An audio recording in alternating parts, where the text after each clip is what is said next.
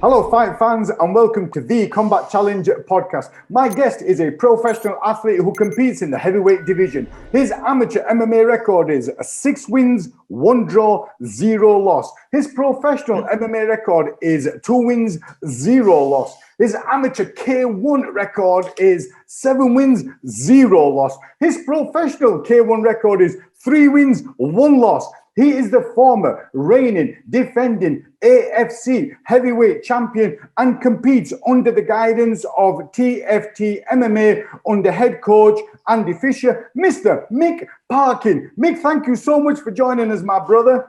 Thank you, mate. Thanks for having us on. Brother, did you like that introduction? Amazing. Unbelievable. You see, I bet you don't get many hosts who introduce you like that, do they? No, none. Brother, it's hard to be humble when you're as good as I am. You know, what can you do? Yeah. You're right. I just talk too much. That's what it is, man. No, I'm a talker. So, Mick, the first thing I'd like to talk about is your last fight that you had over the weekend. And thank you for coming on so soon after that fight. It was on Cage Steel Fighting Championships against Jan Lysak. Can you tell me what you knew about Jan and then talk us through the fight itself? Right. So when I first got announced, I was obviously buzzing. It's been so hard for us to get matched up. So it's good that I have a fight. In terms of the opponent, I knew it was definitely tough. He comes to fight. Like my first one that I had pro, the lad was a bit of a no disrespect to him, but wasn't really that to win. It was just turning up really. I knew Jan, I felt comfortable to fight him, but I knew he'd at least try to fight. He tries to win. So I was happy about that when I got in to see him. I watched some of his earlier fights, and I knew each time he takes a bit down, he's got a nice double leg when he bundles him down. So I had to be switched on for that. So in terms, I didn't really prepare for him. I watched the YouTube video because obviously there could be a different fighter by the last time he fought was a year ago or 2 years. And then cause I feel like I'm completely different since then. So I watched a few YouTube things. Then my game plan was mainly work on my mistakes rather than thinking about him. So things I can get better at, and just spent that time the 6 weeks or whatever it was, 8 weeks. Just practicing stuff that I'll get better at. And then if you can talk us through the fight itself, brother. Right. So the fight itself, I was feeling good. My striking, I want to show that off a bit. I felt really good lately striking. But when you come out the fight, he was awkward. He was throwing long kicks to the head, long front kicks. So it was really awkward to get me range. So I was moving about. Didn't really get a chance to throw anything because after he thrown 2 or 3 big kicks, he shot in on this. I defended the takedown. Felt comfortable, then ended up in top and side control. Felt strong, controlled him, felt so relaxed. Then he managed to get to his knees, but I managed to get a wrist wrap on him and tie his leg off and hit him with some heavy shots, and that was it, really. And how did you end up getting the win, brother?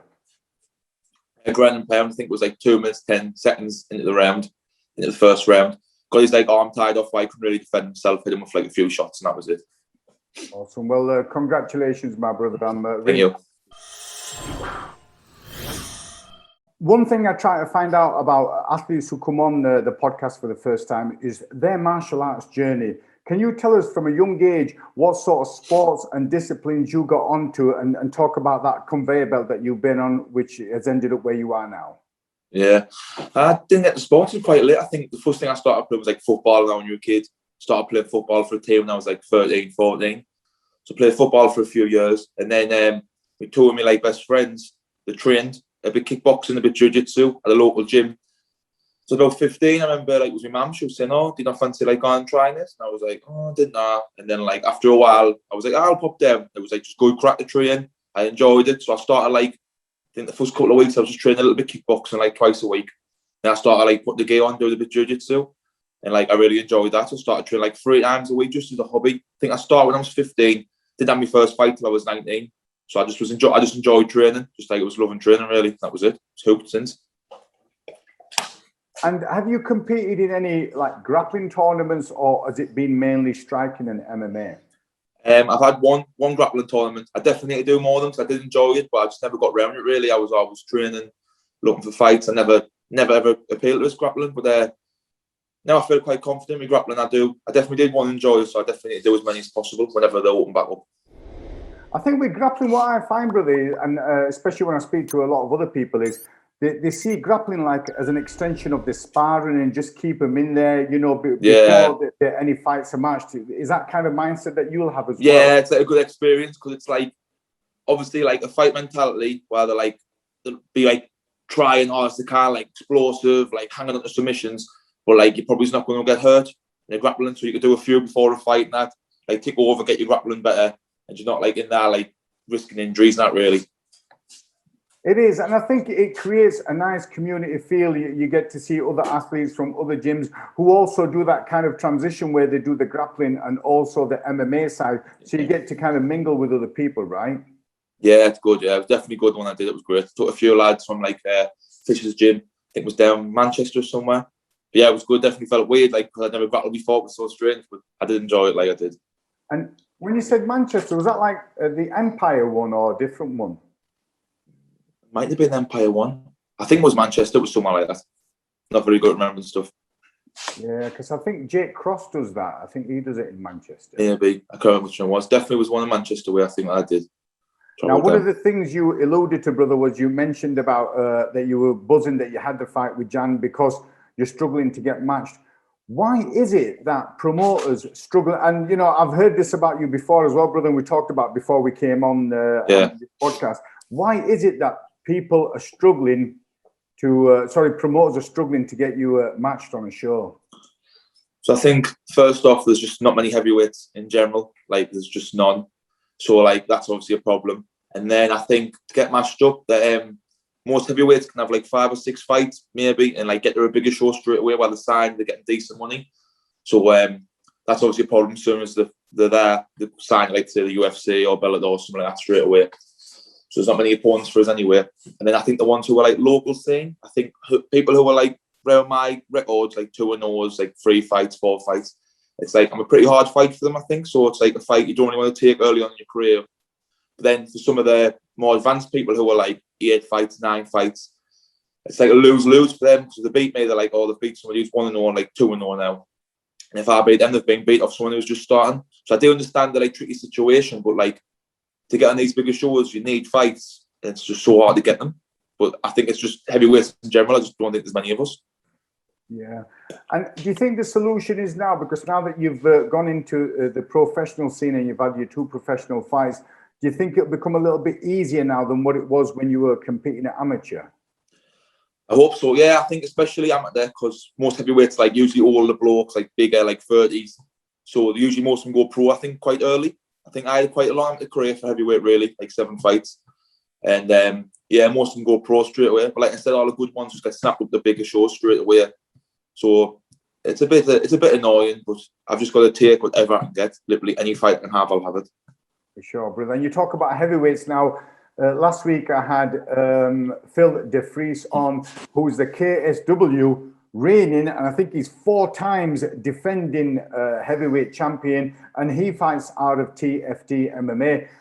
How is it, you know, training with him? How do you kind of complement each other at the gym? Yeah. But he's amazing. Like, it was great. When I went over Fishers, I think I trained on like a Saturday. It's like the MMA day, so it's like it's rounds if you've got a fight. No one's going to fight. It's just like light MMA rounds. And Phil was like, "Oh, Mick, we'll do one." And like he took us there, and I remember thinking, "I'll be all right with him." And then like on top, he just crushed us. I just couldn't get up. It's like the worst 5 minutes ever. I was thinking, "So Jesus, I need to like improve so much on the wrestling side of things." So I started training with him loads. I train quite a lot. I'll train twice a day, usually every day. And he said it was good because a few times, like, he would have a training partner there. There'd be no big lads for him, so it'd be a bit hard for him to, like, come and train hard. And he's just so much bigger than everybody. So we started training each other all the time. He started teaching us, like, wrestling on a Thursday. We'll just go and drill for, like, an hour wrestling stuff. Because he's been around, like, forever training. He's got some mint techniques that, like, I've sort of, like, stayed off him, like, a few times. It'll be mint at controlling your wrist. Like, he does this nice thing while he triangles his legs off. And I started doing it to people, and they were like, "Oh, Mick's really good at that." And he was like, "It's my move. That's my move."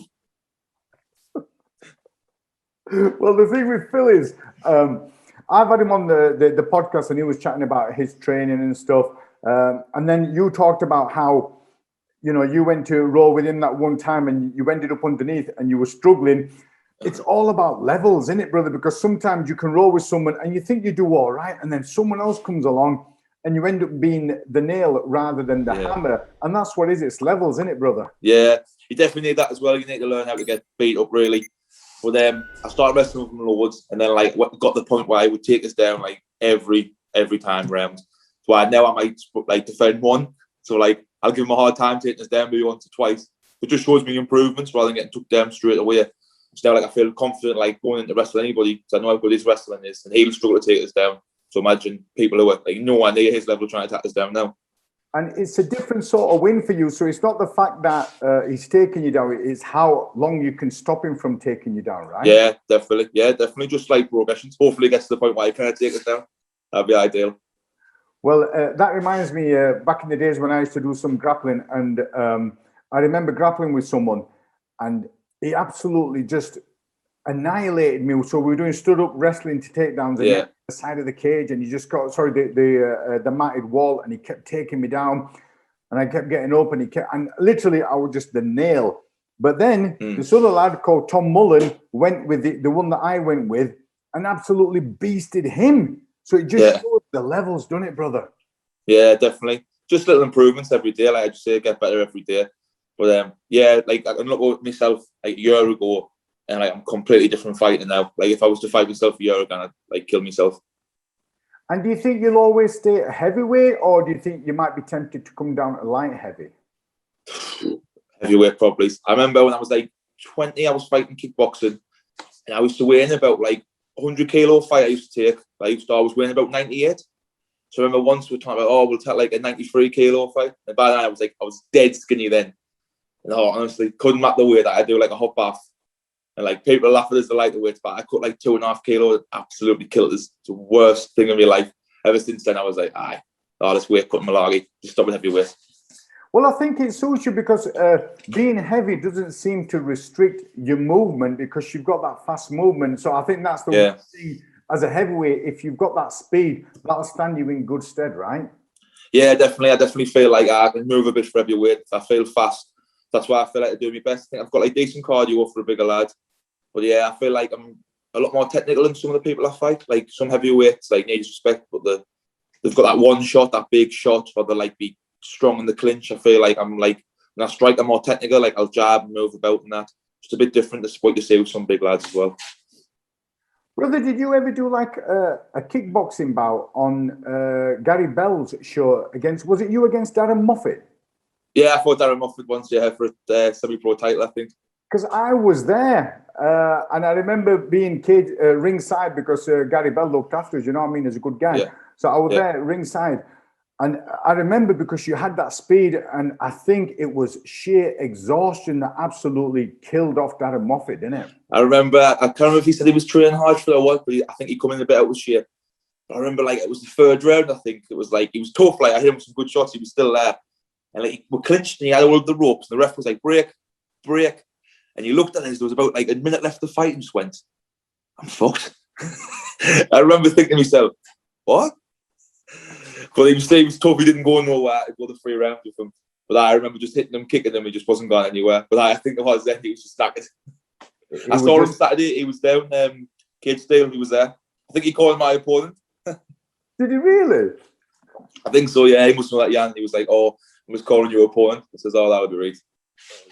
No, Darren Moffat is a funny guy. He's a good friend of mine. I see him often. Hilarious. I was supposed to see him yesterday to do a podcast with him. But on that one, he was heavy as well. That brother had run too many curves.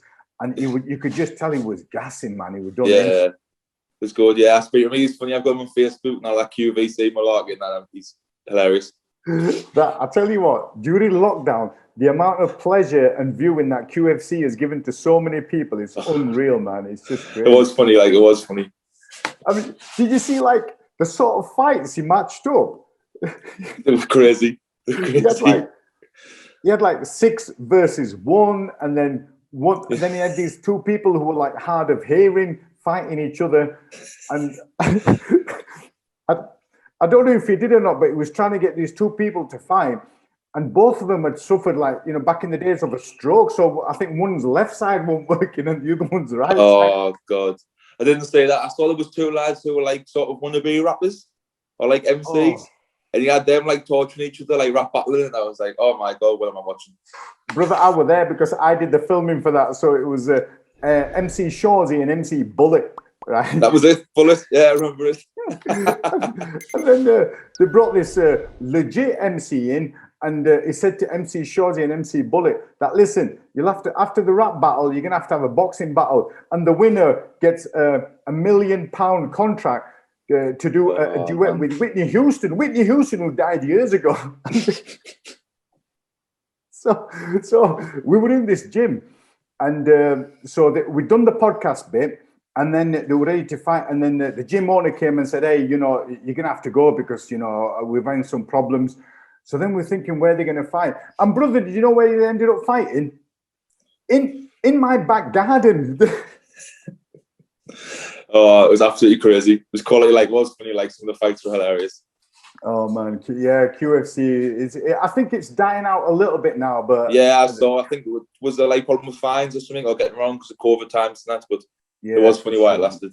Entertaining, brother. At one stage, he ended up getting a guy with, you know, one of those dog sleeves to put a dog in the ring.